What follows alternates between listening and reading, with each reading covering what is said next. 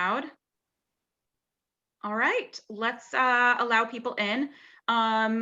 Let's see, Sonia, I'm gonna mute you and I'm gonna mute Ellen. Great, and I am going to, if you would, Sonia, admit all.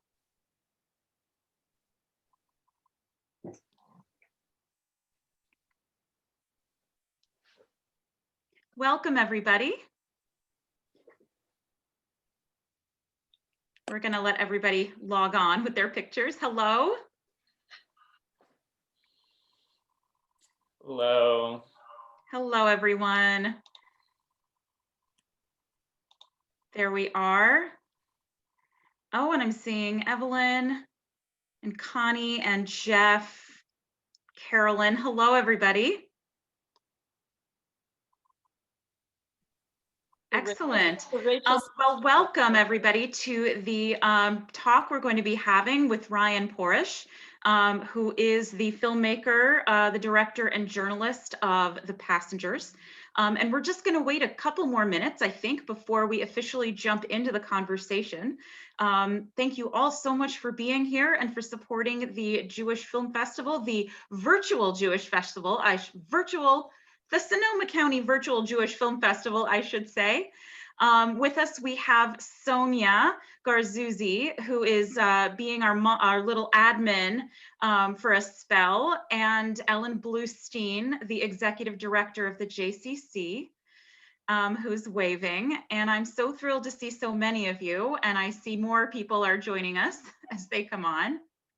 Welcome. Wow, that is a lot of people.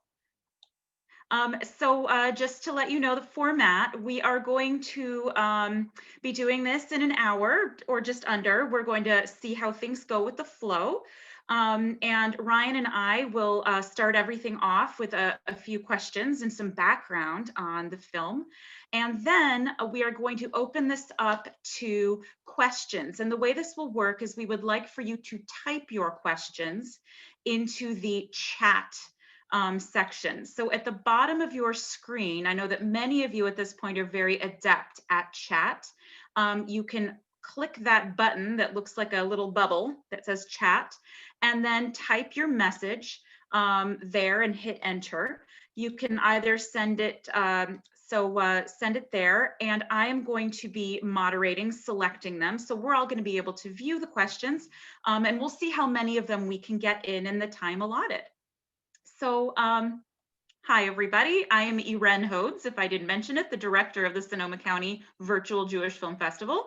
And with us is Ryan Porush, who is the director of The Passengers, a wonderful documentary that we are featuring this year at our first ever virtual film festival, although this is the 25th anniversary of the Sonoma County Jewish Film Festival. Welcome, Ryan.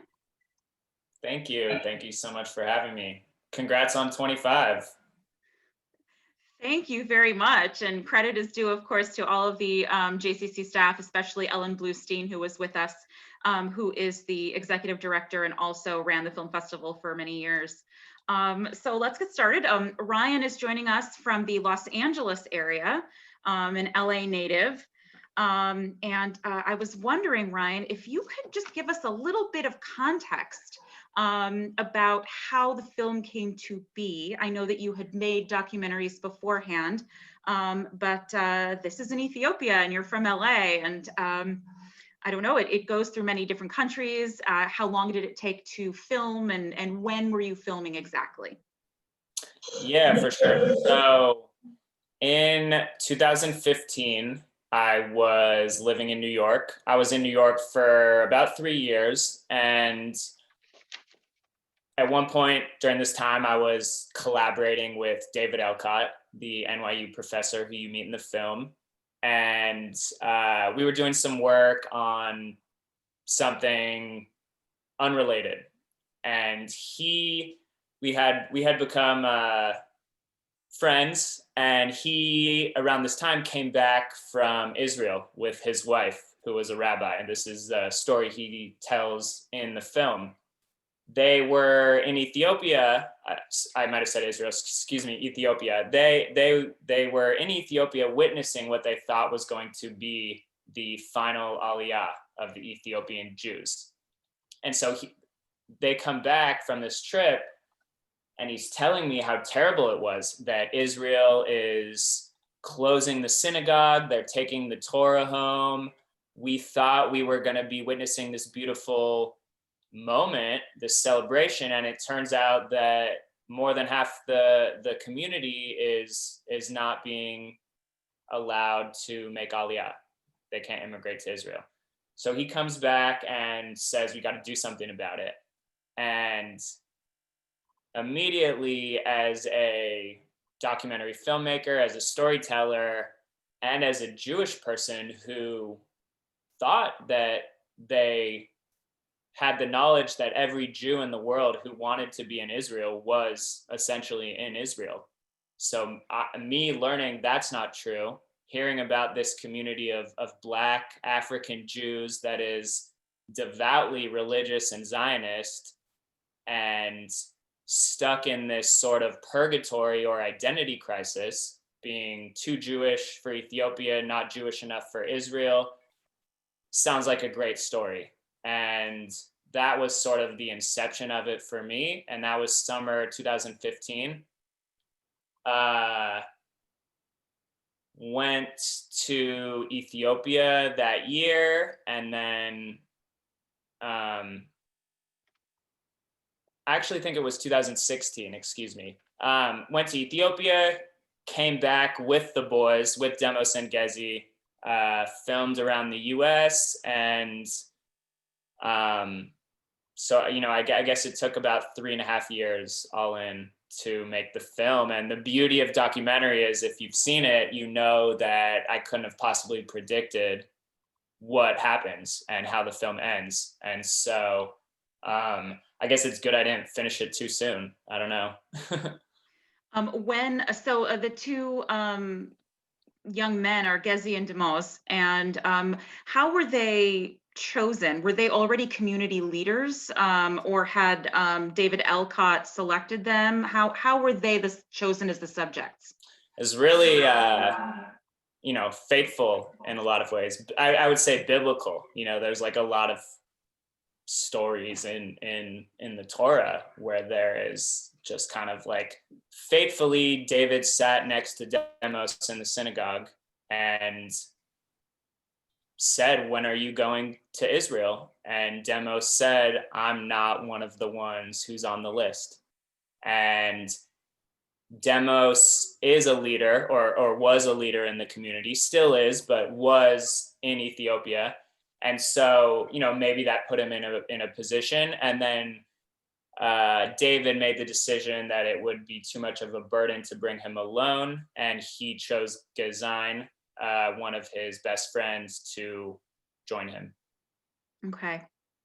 I want to ask, can you give us an update about them now? I know that Demos was allowed to make Aliyah. I mean, this was the last scene in the film that we saw.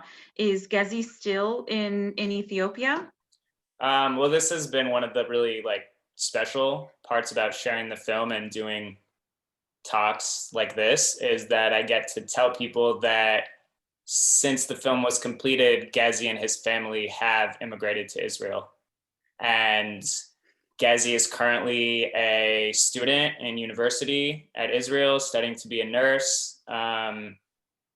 It's beautiful. And he and his family, since the 1300 compromise that you see in the film, there's been a slow drip of flights that have come with less than 100 people here and there, less than 100 Ethiopian Jews. Mm-hmm. And just recently, it's been in the news the past few weeks, Israel, partly based on the urgency because of the pandemic, approved, I don't want to get the number wrong, I think it's somewhere in the 2,000 range, additional Ethiopian Jews to come. There's no timeline, and so it's hard to be so celebratory or optimistic, but it's very good that it is in the in the works. zeitgeist and in the discussion. Right. I saw that news article, and it was the government had set aside $51 million and to bring 2,000 people by 2021. So I guess doing all of the math, and you finished the film a couple of years ago, and the span of filming, do you have a sense of how many Jews are left in Ethiopia right now that are waiting, if several hundred have been coming in pieces? Yeah, it hasn't been a consistent several hundred. I think it's around 8,000. Okay, so it was sort of 9,000, 9 or 10,000 when the film was made, and now it's 8,000. Yeah, I wonder if some of these recent stories have estimates, like more recent estimates. I mean, it's part of the, I would never say problem, but it's part of the confusion is that since it takes time, people, their families grow.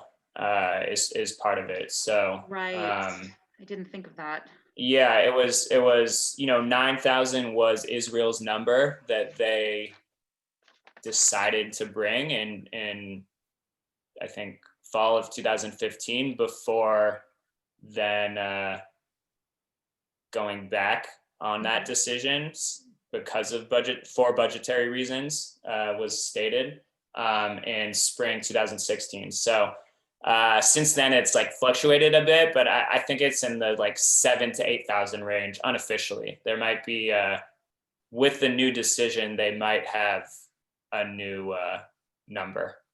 Okay. And I wanted to ask, I think there's some interest here from the community about how the young men reacted to the United States and American Jews when they met them. I mean, we do see them in this sort of culture shock, and it's one of the most fascinating parts of the film to see. You're following them around and experiencing things for the first time. But how would you describe that, their reaction to meeting American Jews in their lives? Yeah, it's a good question. Complicated. I think that there were a couple layers of it, and it's partly the response is so understanding and empathetic and like a warm Jewish welcome. And yet it was really difficult for them to understand like how progress is made and how things function, because a lot of the people that they met with individually and organizations had a hard time either deciding what action steps to take or had a hard time actually taking action, versus sitting with Demos and Gezi and David and learning about the issue, learning their stories, providing empathy. But then they're like, look, we've been waiting. We need help now. And they're like, okay, we're going to talk about it. And for Demos and Gezi, as they found their voice and urgency as leaders of this desperate community, that became not good enough for them, which is how I think, grassroots advocacy campaigns that aim for lofty goals should function. And so that was really interesting. I think they grew so much in like maturity, but also a lot of any degree to which they may have been sheltered. Of course, they've had really difficult lives, but they've also never left Ethiopia before. I think they grew up really fast in a lot of ways. I feel like when we saw them in the United States, they changed so much while they were there. Like they started off, that first time they spoke to the public at all was in the synagogue, the local synagogue, and they were so meek. And by the end, you could really see them become very good public speakers in that short amount of time. Yeah, and that was reflective of the experience and their growth, for sure. I want to turn the conversation a little bit over to Israel right now, because we see a lot of, and I think you do a really good job in sort of, without saying it, with the institutional, for lack of a better term, institutional racism with some of these policies are. And can you describe a little bit about, I don't know your perspective, I don't know if you're a political expert, but what political factors in Israel held up the Ethiopians for this long? I know that I don't know if the listeners know this, our people here, but there is the first Ethiopian, she just took office, I want to say, as the Minister of Immigration, is a young Ethiopian woman right now, named Pnina Tamara Shata. And that's incredible to see something like that happen.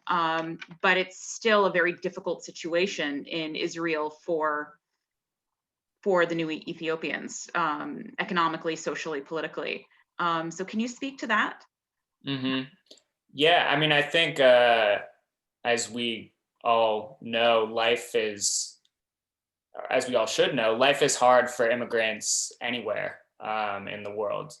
And especially so if you're an Ethiopian coming on an airlift from the countryside, having potentially no knowledge about running water or electricity. And that was the case at times in 1984 and 1991. And I think in retrospect, Israel would probably say it could have done a better job helping to assimilate, which it does do. It's part of the law of Aliyah. But I think what happens a little bit is that lack of preparedness of those early groups has developed into an argument against bringing subsequent groups when the question of Judaism is out there. Because if there's no question of Judaism, which, I argue there should not be in many ways, then this is really a moot point. It shouldn't matter, right? If you're a Jew, you should be in Israel if you want. But as you see in the film, the community that's been there and waiting for 5, 10, 15 years is extremely prepared. I mean, they're talking on WhatsApp with their friends and family in Israel. They are bilingual, if not trilingual. They are extremely concerned, you see the synagogue. It's an extremely conservative synagogue that very Zionist. And so life is hard in Israel for a lot of Ethiopians. There is racism, just like there is in America. There's been a recent sort of Black Lives Matter movement in Israel that points to policemen pulling over Black Israelis at a higher rate and systemic issues such as that. But I mean, you noted there's a woman who's an advisor to Netanyahu that's in the Knesset, Avraham Nagusi, who's in the film and often makes the racism argument. And I don't mean to phrase it like that as an argument. I think he's a politician, so to some degree, he's saying what he needs to say to get stuff done. But also, I think there's nuance in that he's making an argument, as you noted, like about institutional racism, that at times Israel did move the goalposts and change the criteria of Aliyah for the Ethiopian Jews. And so that's an example of institutional racism. And so ultimately, it's really difficult because I think it's important that we celebrate Israel's progressive history in general, and especially on this issue, as one of the first or only countries to willingly bring in Black Africans as citizens. And yet things have shifted so far that this final community continues to be abandoned. I think there's an interesting question that just came up, and from what I understand it, the argument that this last group of Ethiopian Jews ancestors were Christian, I think goes back to the law of return in Israel, the burden of proof that you are a Jew and what is a Jew. Is that still a major issue in Israel? Are they still requiring conversions? Or, how is that? Is the fact that money has been set aside and there are at least verbal promises of bringing the community in somehow related to them having dropped the issue of them, I don't know, for me, a lack of a better term, they're not Jewish enough or not Jewish at all? Yeah, I mean, part of the confusion and maybe, again, systemic or institutional racism is that they were never provided an opportunity to convert. They would all have converted, even if it was just with quotes around it, and they would be in Israel. I think I'm sorry, what was the first part of the question? I think that is it still a factor? Yeah, Them being so I'm not the new decision. I'm not sure if it's under the law of return or the law of entry. A lot of recent being the last handful of years.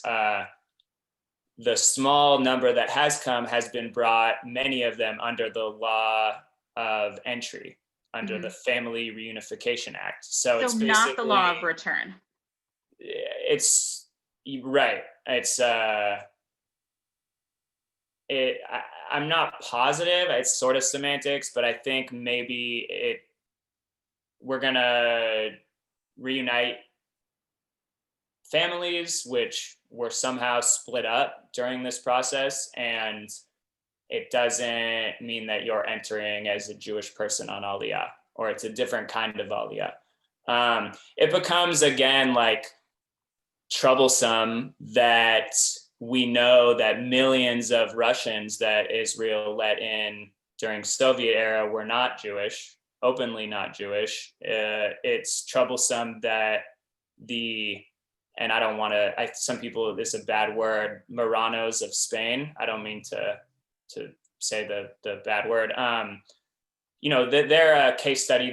Their ancestors converted and they were welcomed back with open arms to the tribe and conversion and make Aliyah. And so there are some examples we can point to that where the path home, the path to Israel has not been easy, to put it mildly. Well, it's really interesting that I wasn't aware that a lot of the sort of the loopholes that allowed Ethiopians to come in recently have been because of a law of entry, of like bringing family members over instead of being definitely considered Jewish, therefore being fast tracked in. Instead, they're sort of needing to be sponsored by family members as sort of another way, is what you're saying. Well, I think it's Israel politically maneuvering to allow them in without calling them Jews. Yeah, maybe it's hard to know what the motivation is actually, but it doesn't really matter so much to this community who are so clearly Jewish. I mean, these kids, Demos and Gezi, when I met them, spoke Hebrew, kept kosher, went to the synagogue twice a day, and they weren't allowed to go on birthright. So it's hard to reconcile that. And can you tell us a little bit? There was a question a while back about how the Ethiopian Jews are doing in Israel right now. I don't know if the question alluded to, how are they acclimating, or what the social situation with Ethiopian Jews in general are in Israel. But do you have a sense if anything has changed recently, or you also mentioned Black Lives Matter, and I was actually curious to know if you knew of any movement in Israel that was related to that, and if there have been protests in the last few months.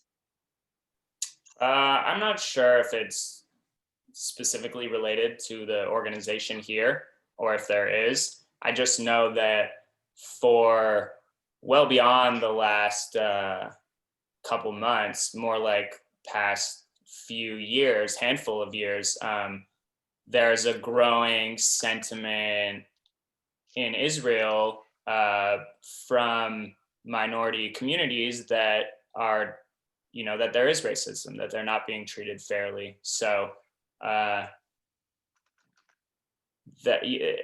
and on top of that, or despite that, there are many, many successful Ethiopians contributing in Israel, many communities of Ethiopians in society, Tel Aviv, Jerusalem, all over, that are contributing. Gezi's in university studying to be a nurse right now. Demos wants to be a social worker. Wow. They both had, growing up, had dreams of joining the IDF, something that will never happen for them.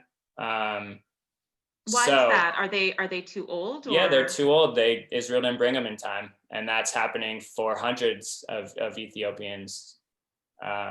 So that they are so ready and eager to contribute and to Israeli society, to be Jews is how they view it. They're so Zionist that they view it as their duty in a lot of ways, which is really painful. Wow.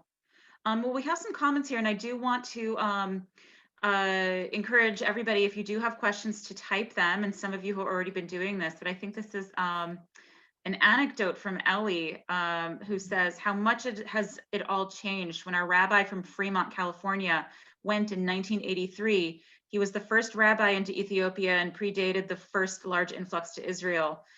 He's still friendly with the family he brought over in the very first plane load of Ethiopians into Israel. They are significantly discriminated against, even though one of the family became the poet laureate of Israel. That's amazing.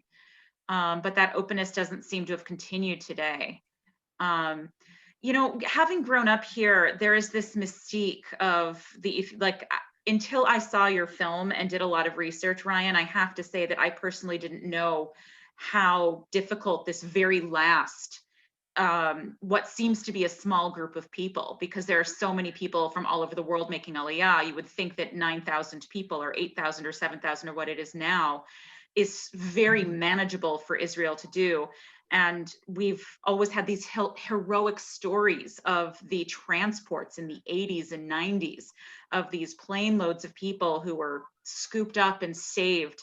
That these people have been forgotten. The last few is incredible and heart-wrenching.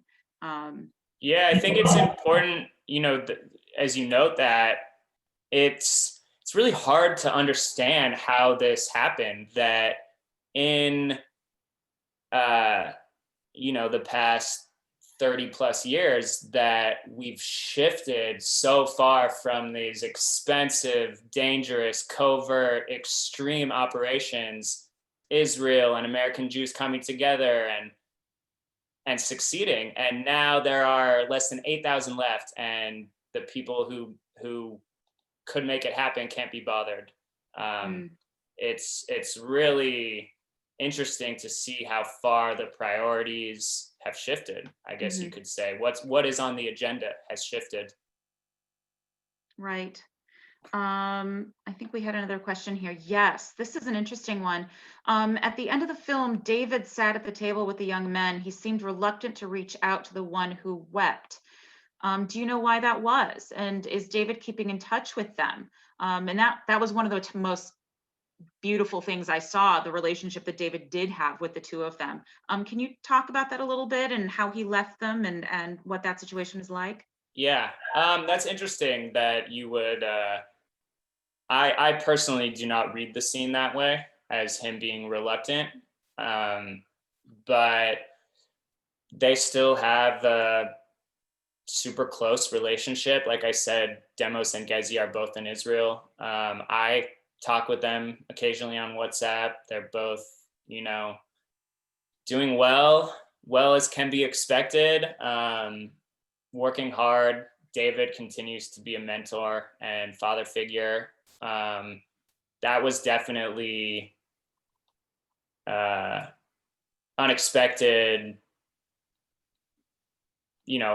part of the documentary. I was happy to be able to tell like a very human story of the friendship of these guys and their brotherhood and this mentor and father figure. And yeah, it was very emotional throughout, and especially at the end for all three of them in all directions. I could say four and add myself in there too, really. I wanted to go back to the film because we did just bring up the topic of David, and if any of you watching or listening knew a little bit about David Elcott, I was floored when I read about him. He seems to be an incredible human being, an incredible professor. And I wanted to, it was interesting that I couldn't put my finger on the button of what the exact purpose of the trip was to bring the two of them to the United States, because it really did seem to be this, we want endorsements or PR, we don't want money. And there didn't seem to be some sort of litmus test to what would have a successful trip been like versus a failure. What sort of markers would have deemed the trip a successful trip? If there would have been like a direct tie to more people being allowed to make Aliyah from the trip to the United States. Could you talk a little bit more about what you thought the real goal was and how they left it? It feels like they thought it was a little bit of a failure, and I'm not exactly sure what your views would have been like on that. Mm-hmm.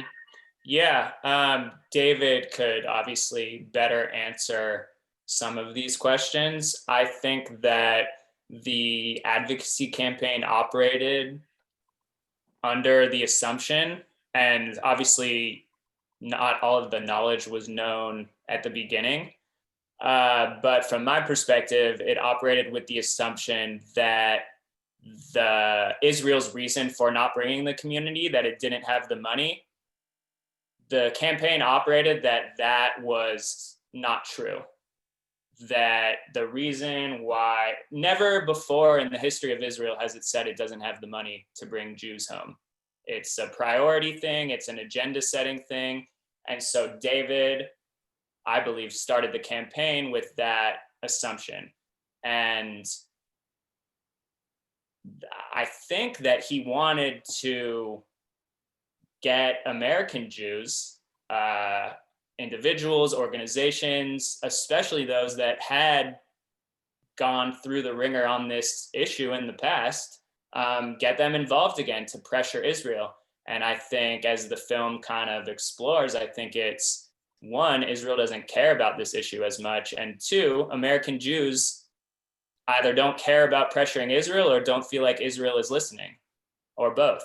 So I think that a lot ultimately was learned. It's a lot of a sad reality kind of was learned. And I definitely would wonder if David would define his goals or methodology differently at the beginning, if he were to, if he could like do it again. Or there was one story that didn't make the film where it wasn't a meeting I was allowed to film, but it was with a very powerful American Jewish leader of an organization that told David said realistically, like, what's going to get this done? And he said, do you have $50 million? Like naming not a real number. So, there's a lot of people who think it's not a money issue. And some people think that's a legitimate reason. I mean, it is a very expensive process. Israel's never asked and in the past it has never asked for financial contributions on this issue. So it's hard to, at least it was hard at the time of the campaign, to see what would have been the most effective route forward. I mean, I do think a lot of people who we would like to think should have known that this issue was still with us, did not know it was still with us. So there was a lot of awareness being raised. Obviously, that's not enough, but that was at least the minimum that was achieved in all of their meetings, I would say.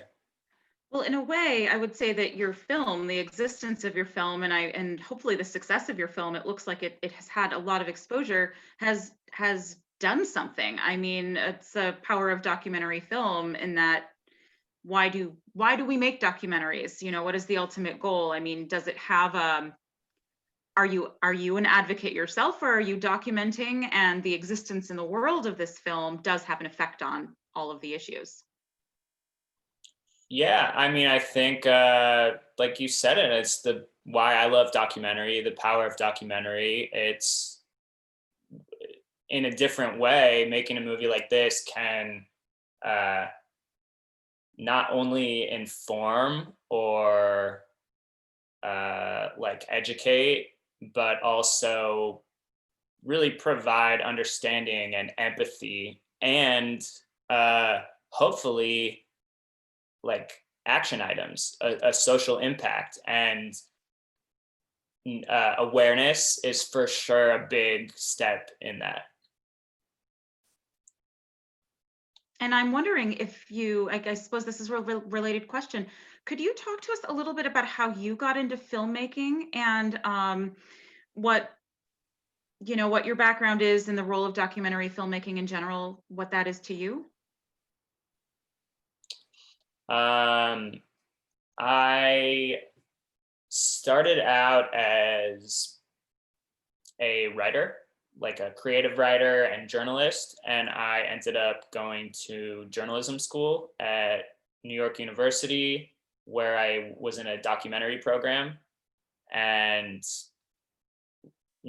kind of just fell in love with it and really want to continue to explore the medium. It's kind of right in the center of narrative film and traditional journalism, so I love exploring both ends of that spectrum. Um, I am based in Los Angeles, and my next film is about a unique charter school in Watts in South Central Los Angeles, and the infamous but vibrant history of that community. Mm-hmm. And I think there's a lot of similar themes, through lines to The Passengers. So that movie is called A School Grows in Watts, and that'll be my second feature film, I guess. And I want to add also that this is sort of related to how the community is doing and what they're doing in Israel. Something that's super cool, we were able to partner with NACOJ, which is the North American Conference on Ethiopian Jewry. And they're, back to 84 and 91, they're the organization with the history on this issue. Through the film, we partnered with them to form this program called Aliyah to College. And it basically provides funds for Ethiopian immigrants in Israel to go to college. Israel will pay for their tuition and stuff, but we're talking like supplies, room and board. And so it's new, and it's been really cool to start it. And it's going to be hopefully an avenue that we can use the film and a bit of like a legacy of the documentary to help make sure that hopefully once we get the whole community there, and as they come, that they do have the proper avenues to achieve and succeed like they would all like to. And there have been a lot of questions here about whether the film has been shown in Israel, and would the Ethiopian community there like to see it, and what the response has been if it has been shown in Israel. We did show it last year, very early, like private. So some people have seen it, and it went great. And everyone, including myself, is eagerly awaiting our official Israeli premiere. and not quite sure when or where that will happen.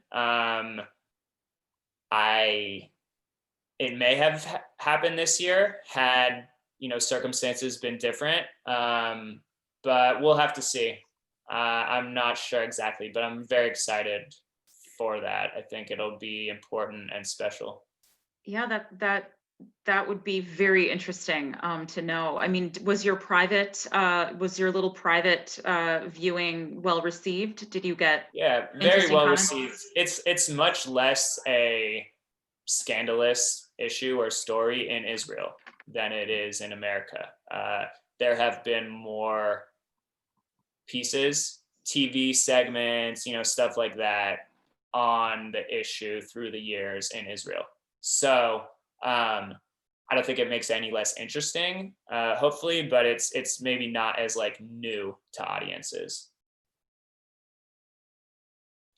And I suppose there was an interesting, I don't know if this is customary in documentary or because it hasn't been released everywhere, but would you be able to add an epilogue now, or sort of more text as to what has happened since you finished making it, or telling us that the friends have been reunited, or that a couple thousand more have been allowed into the country? Is that something that you would do, or to provide an epilogue to the film? Um, Maybe there'll be a sequel. How about that? That's awesome. We'd love to see that. Yeah.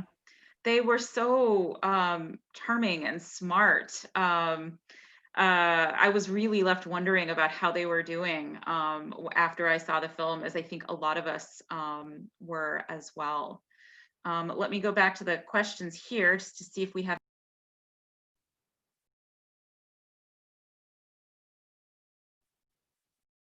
Do you know anything about how the families are reunited? Are there lists, or you're less familiar with that process of how are the people selected? Do you know if there's a lottery or a process in Israel? Um, that's a hard one. It's hard to know, honestly. I mean, at some point, like when I was came into my, like into this issue or whatever, it's very late in the game. I think like there have been so many people that have been working on this, not as filmmakers, for so many years, and my blip is so small. As far as I understand, it was trying to separate first degree, or trying to bring back together first degree relatives who were separated, was like the slow drip of it that I had described, like planes with like 40 people, 70 people. And that's been happening since like 2015, which is or 2016, which is when they canceled essentially the decision to bring all 9,000, when they said we don't have the money. So, but and having been in the community and asked people, it's really hard to know. And dealing with the Israeli embassy in Ethiopia, a delicate, imperfect non-science, as I witnessed, and it's hard to know. But at one point, first degree relatives even were separated, which is hard to understand how Israel would let that happen, or at least would hope that they would work to rectify it fully, and that is continuing that process. We hope.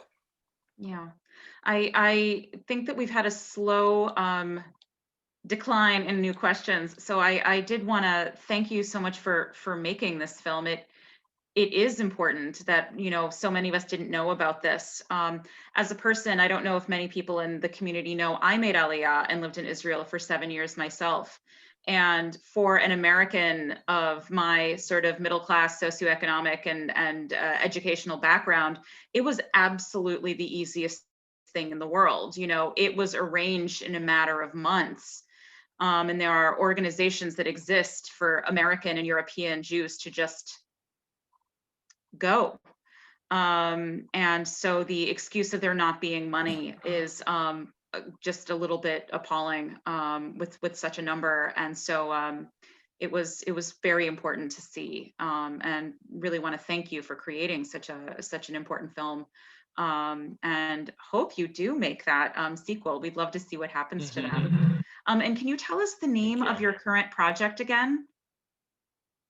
Say that one more time. Can you tell us what your current film, your new project is called again? Oh, yeah, I'm not sure when it'll be finished, but my next film, it's called A School Grows in Watts. A School Grows in Watts. Okay. Yeah. That's wonderful. And if there are no more questions, I'm gonna like open up the screen so I can actually see a big grid to see if anybody's waving or needing it. Okay, I think we're good. We've gotten a lot of thank yous here, of kudos to you, an important film and so well made, and a thank you to you. Thank you, everyone. It's quite wonderful and very moving. So Ryan, thank you so much for being with us today. And I want to thank everybody who's still listening. Thank you for supporting this virtual Jewish Film Festival, this incredible adventure that our community is on, and the big learning curve that we've had. And so many of you have seen this in the other films. I really want to thank you. The JCC wants to thank you. And we really do hope that you'll continue watching the films.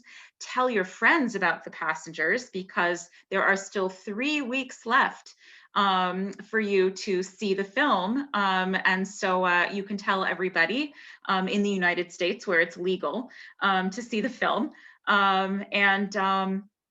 We really do hope that more people see the film. And this talk for interested parties will be posted as we are recording. And thank you all so incredibly much for supporting the film festival and coming to meet Ryan today. Thank you again. Thank you for coming, everyone. Thank you for having me. I appreciate it. Yeah. And so we'll sign off here. Ryan, thank you. Have a great evening, everybody. Take care. Take care.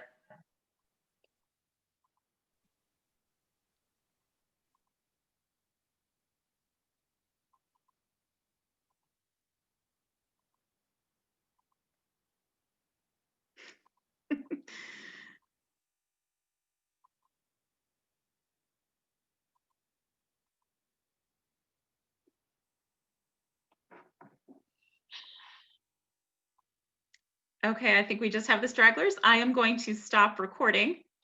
There we go.